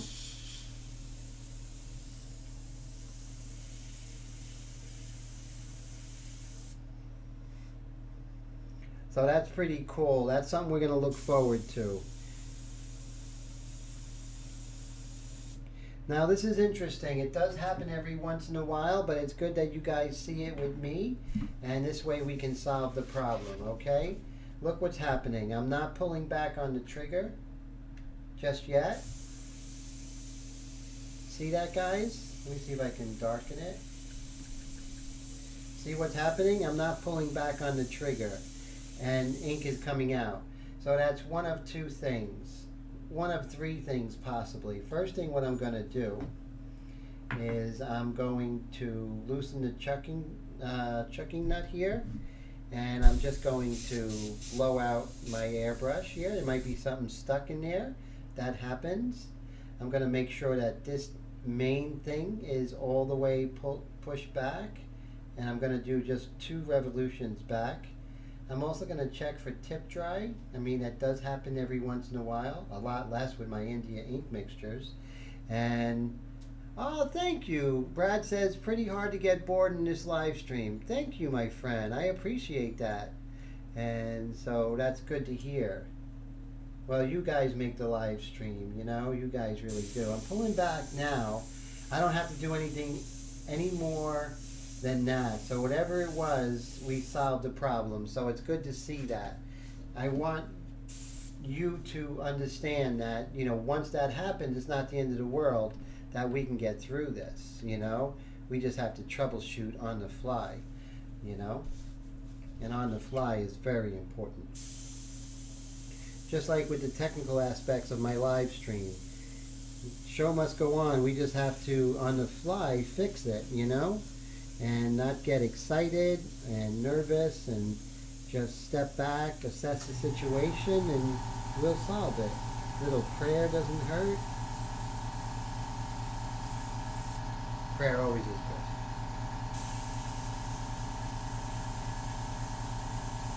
What do you guys think of Tom Brady being a Tampa Bay Buccaneer? Isn't that weird? That's pretty strange. It's just been a very strange month, hasn't it? Oh my God, March 2020, just really surreal. Extremely surreal. Okay, so now we basically have a lot of this stuff taken care of. Let's get rid of any superfluous pencil lines.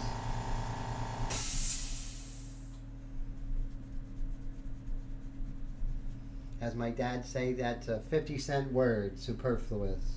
He's like, why are you using all those 50-cent words at me? But he was a very brilliant man. He's just being funny.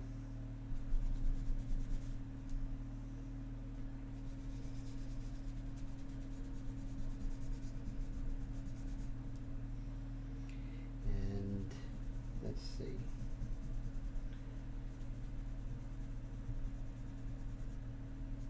Get rid of these pencil lines, you know, as much as we can, and being as light as possible. And light is right. It's definitely in the first half of the painting. Light is your mantra.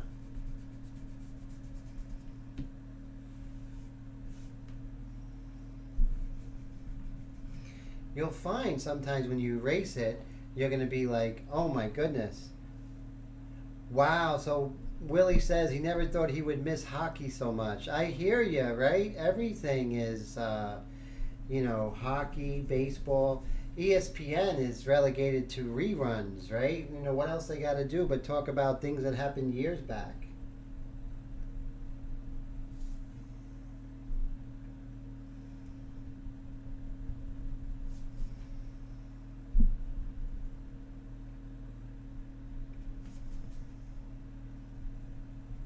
Okay, so as you can see, hey Ron, good to see you. How you been, my friend?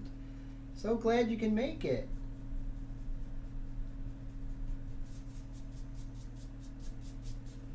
Now I'm thinking maybe it's time to come in with that medium mixture and just, even though we just sort of went in with the, we have some light mixture in here. How much did I put in here? Quite a bit. So, but we are in the last 15 minutes or 20 minutes of this. So let's go ahead and, well, we'll just spray out the light mixture here. It's not too much in here. All for the, for time, we're going to spray out and just come in with the light mixture, the medium mixture. Let's see here. There we go.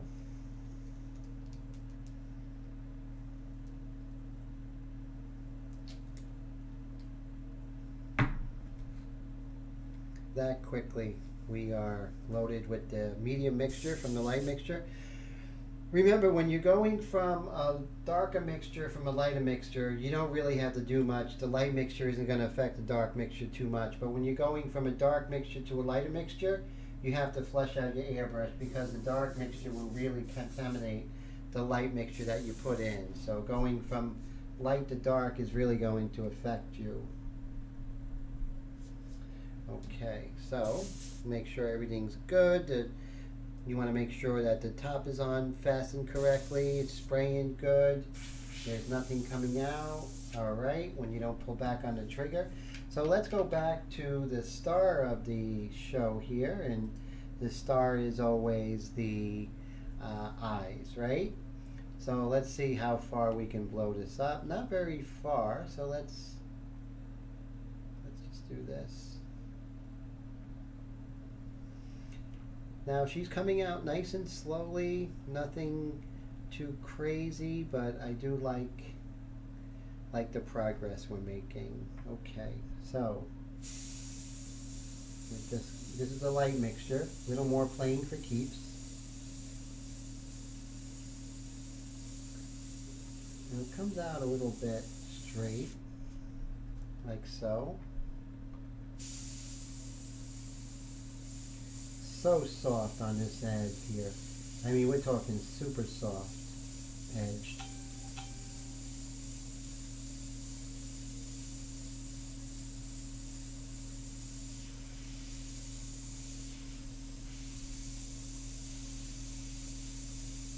Remember, you're going to adjust your distance for lightness and dark.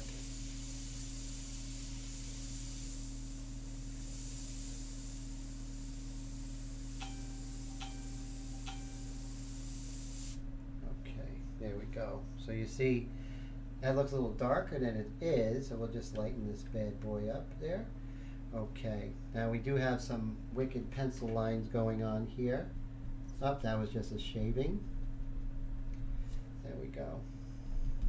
What we do on this side, of course, we're going to do on the other side, but we want to make sure that we are getting this negative shape correctly, Willie says, Tim, do you use airbrush cleaner or just water? Great question, Willie. Just airbrush, just water.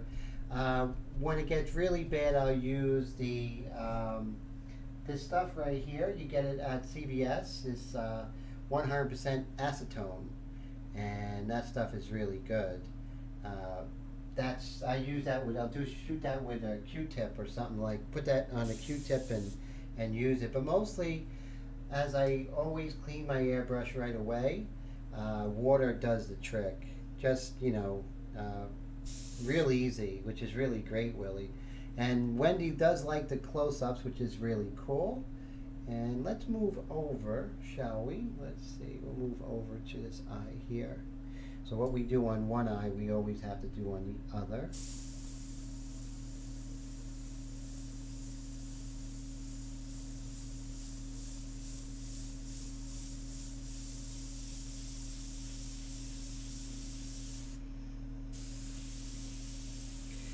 This is very nondescript, and it being nondescript, very, loose detail, very, very fuzzy.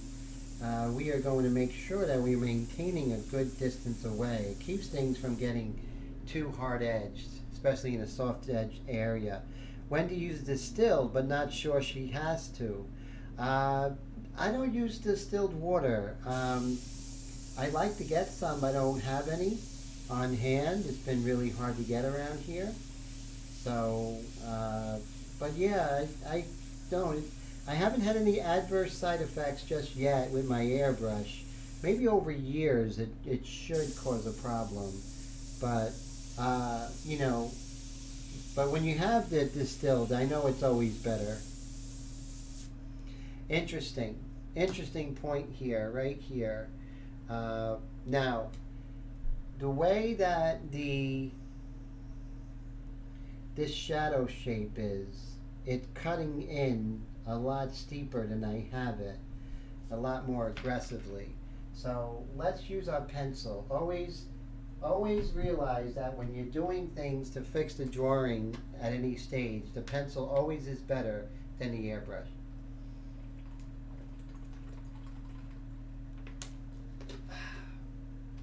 I drank a whole bottle of water, so that's how thirsty I was.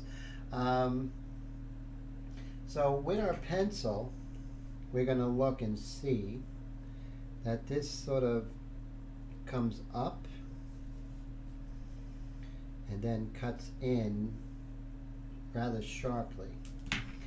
And then we can definitely sculpt out that light from here very lightly. Like, I mean, you're really being careful about pressure. You know, when you go for the softest eraser and go harder as you need it? Well, the same goes with the pressure of the eraser. You go as soft as you can first and go harder as you need it. Makes a big difference and keeps you having control, which is really crucial. So control is everything. And that's why the light mixture is so important, because it gives us the most amount of control.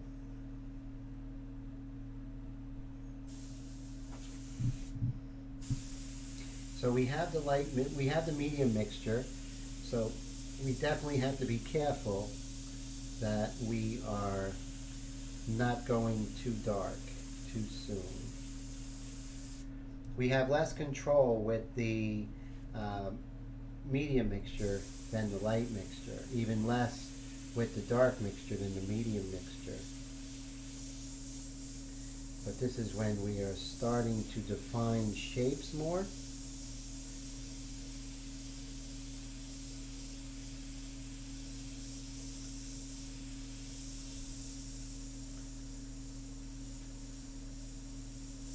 There we go, just defining some of those shapes.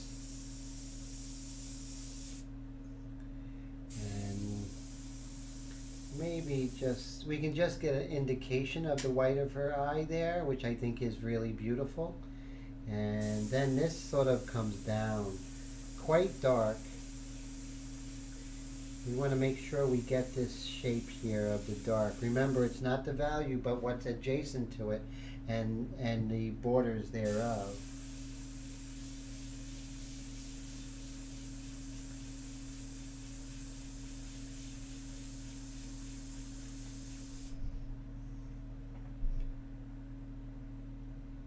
It depends on the water, sure, I can imagine.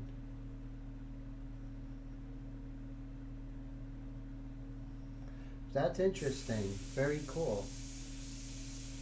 I will check the drugstore, definitely, Brad. That's a great suggestion. Thank you, sir.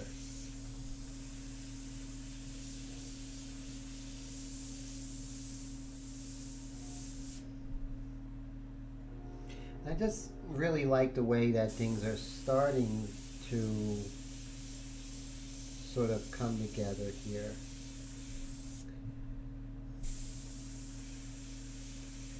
This is all the hard work that's going to pay off as we go. The medium mixture is starting with the payoff. Got a long way though.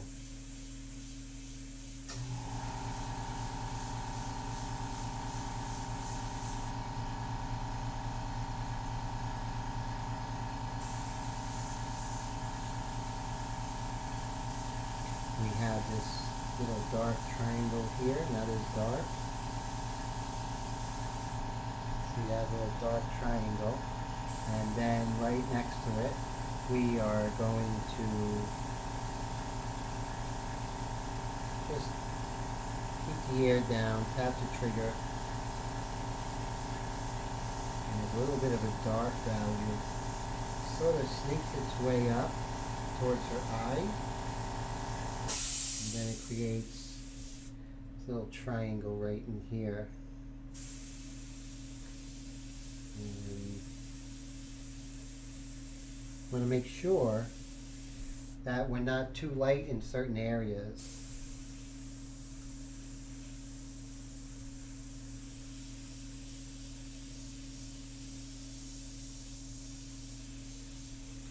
And Rome isn't built in a day, so you don't have to figure it all out right away, but you can start to figure it out.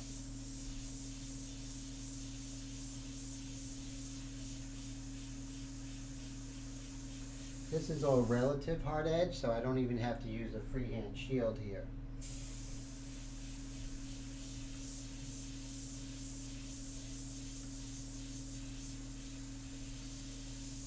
There's a pretty cool dagger stroke right here. You see we get that, sort of those shapes. And Brad says, gotta watch that tap water. In certain cities they put stupid pills into it. Oh my goodness, that's scary.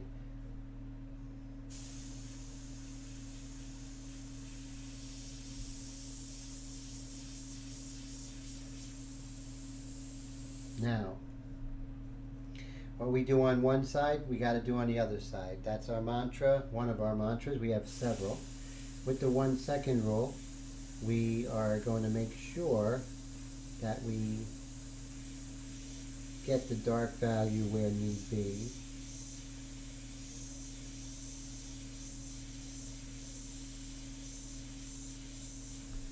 There we go.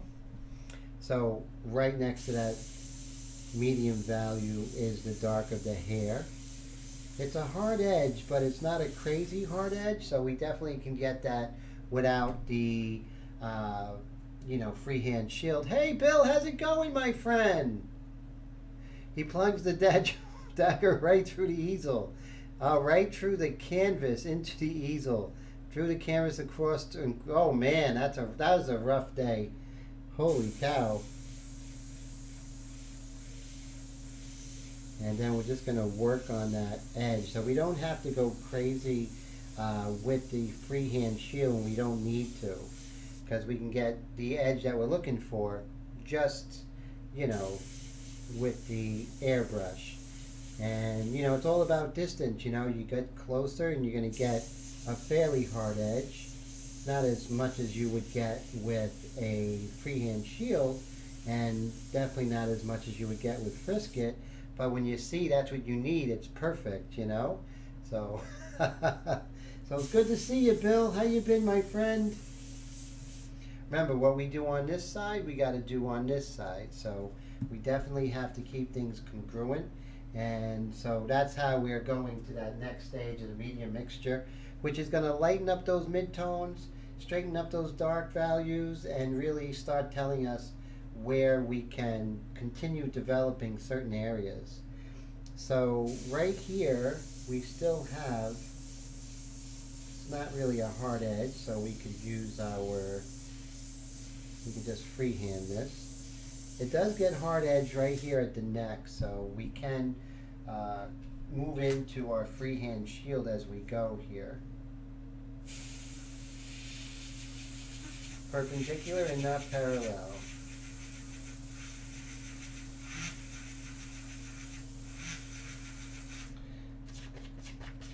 And you can see how things are really starting to ramp up once we went into that medium mixture.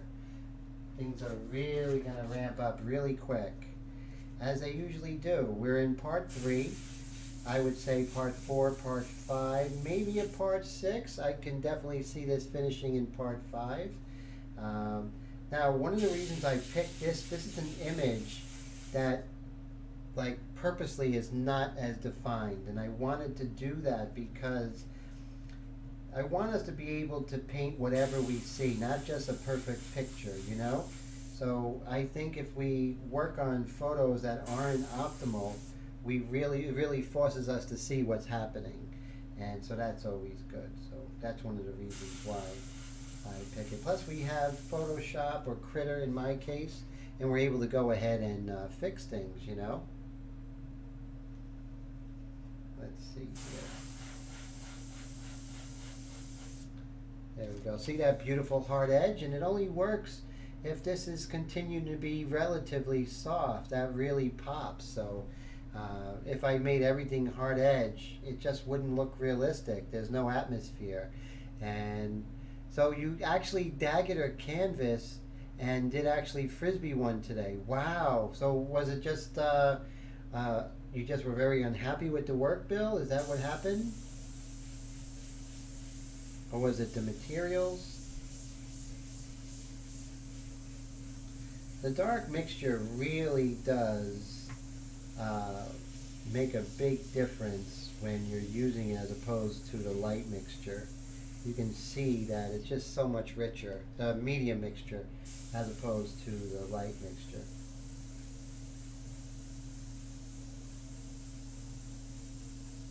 There we go. We're not going to get too crazy because that's going to be super dark. Now, what we do on one side, we do on another side, and we continue going back and forth. So right now we're going to work on this edge of the arm here, which is super light, you know, super soft edge. So we're not going to use our freehand shield. I'm going to stay away from, not going to go up to it because there's kind of a glow coming from the skin. And that's like atmospheric effects. The light from the skin is going to affect the air around her. It's going to lighten up that air, believe it or not. And that's what you're going to see, that sort of glow. So that's why we're definitely not going too crazy with that. Look at that, guys. We are at 11:27. That's just when I started going in with the medium mixture. That's when things really started taking off, right? So, but you can see how all of a sudden things are really starting to come alive. Not so much until we get further in, but you definitely can see how things are really starting to speed up. Now, Bill says he didn't let the gesso dry and realize the paint was absorbing in and soaking all the life out of it. Oh man, that always happens. You know, that's something that happens to us. I remember one time I was using gesso that wasn't waterproof, and that was a disaster. So yeah, that happens to the best of us, Bill. Don't worry about that. But that's a golden lesson, right? You're never going to forget that, that's for sure.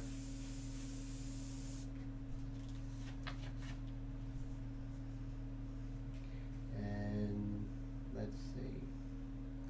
And we're just going to crawl along the surface there. And perpendicular and not parallel. And then over here, we have a pretty soft edge again, so we're not going to use a freehand shield up here.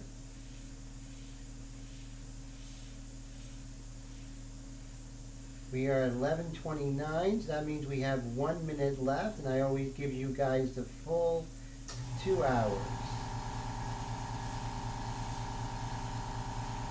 So today was a good lesson today, right? A good live stream. We had Kent Lynn here, and that was really such a treat, I'm telling you. Very, very cool. Just extreme coolness.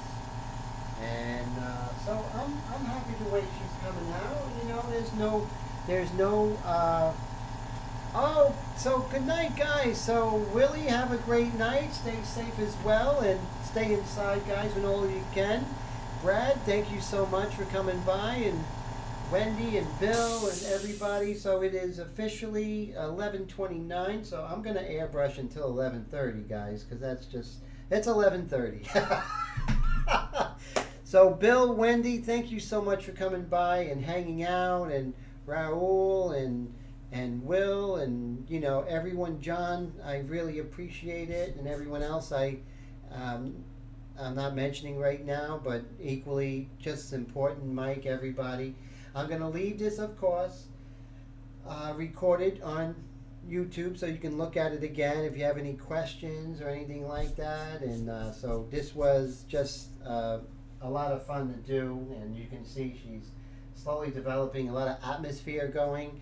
And then once we come in with that dark mixture, the dark accents and the white pastel, she's going to really explode. I'm going to take my time with the texture. A lot of texture here in skin, and that's just patience and observation. Remember, guys, on your own out there, 1 second rule. You know, watch the edges, and light is always right. Have a great night, guys. Take care of yourself.